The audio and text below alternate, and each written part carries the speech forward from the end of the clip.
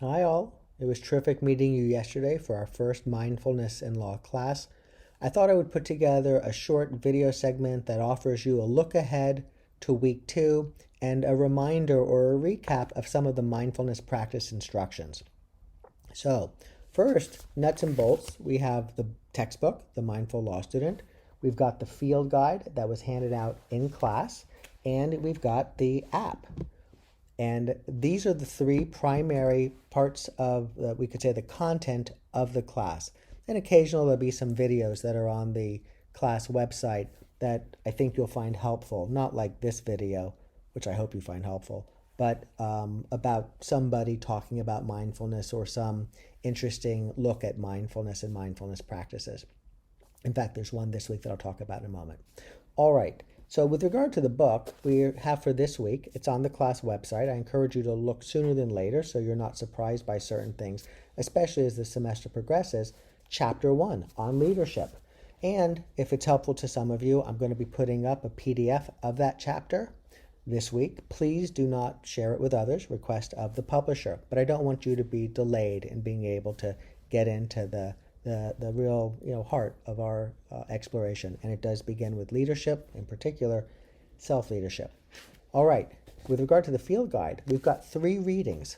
The first is a 2-pager, relatively tight, easy to read, by John Kabat-Zinn from his book Mindfulness for Beginners, that I think you'll find helpful, and it'll help set expectations, maybe even be a little inspirational. Then we've got a 1-pager, which is called Can Mindfulness Enhance Intelligence? It comes from a really good book on mindfulness, and it tells you a little bit about an interesting study that was done looking at mindfulness practice and GRE scores. And then the third is a piece by Paul Singerman called The Return on Investment from My Study and Practice of Mindfulness, published in 2016 in the Florida Bar Journal, which had a special issue on mindfulness. I think you'll find that piece to be instructive.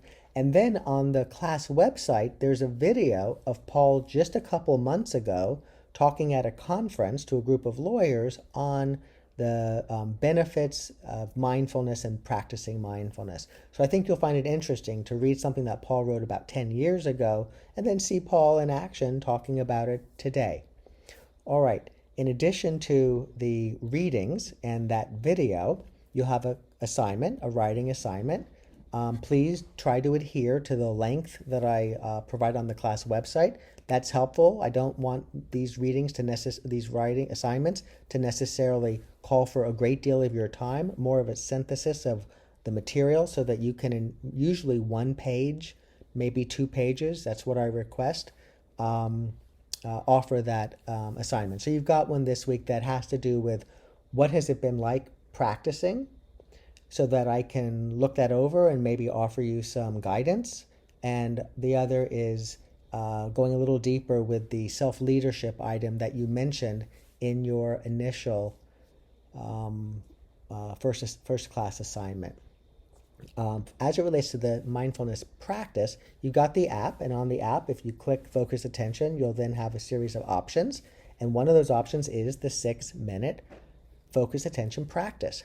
So that's the practice that you'll be doing this week. Importantly, in future weeks, the 6-minute focus attention practice will be different. It won't have the same sort of basic information that's included in this one because I know you're doing the practice for the first time. So I provide some additional information for you to listen to as you're doing the practice, which is important. It's some guidance, it gives you some options, it gives you some reminders that are important to keep in mind. So at least twice this week, you will be listening to that practice for, among other reasons, to get that information, but also to begin doing a mindfulness practice. Now, we will be making note in our practice journals for the first at least handful of weeks of the semester of your practice. So we talked in class about how you track it here in terms of the length of time and the time of day and where you are and stuff like that.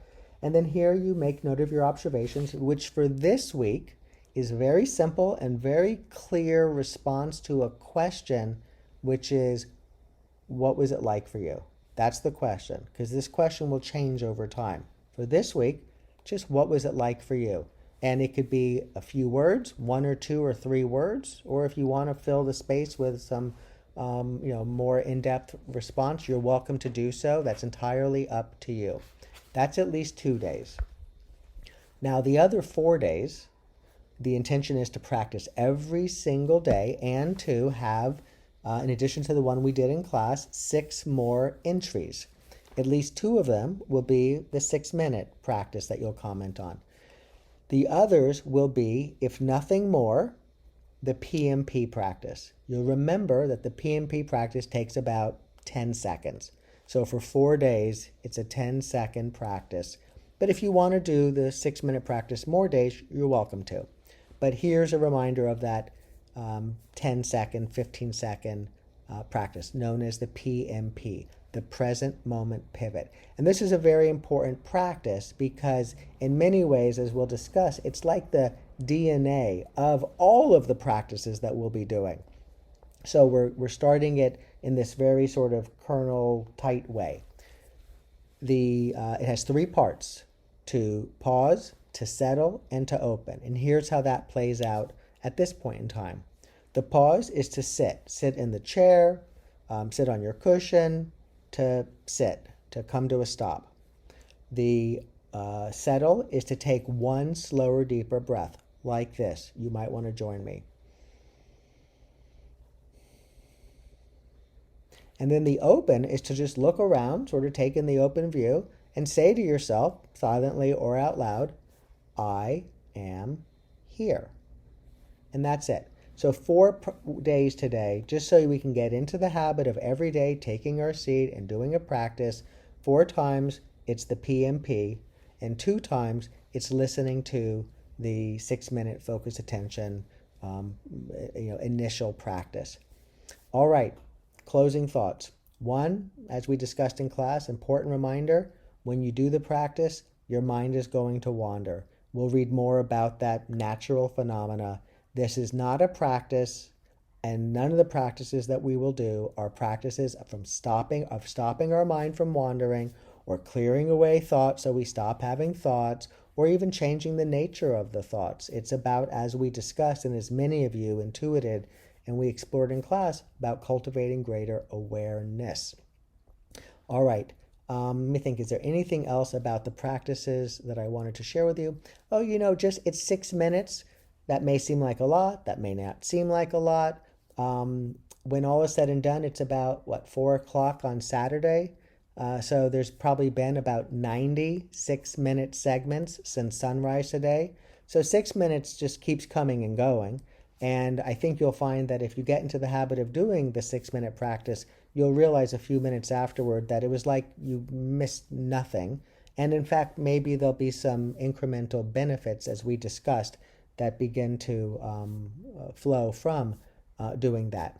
But remember, if you think it's a lot, well, thoughts are not facts. Don't believe everything you think. And that's something that we'll explore next week, because getting down a regular practice can be challenging.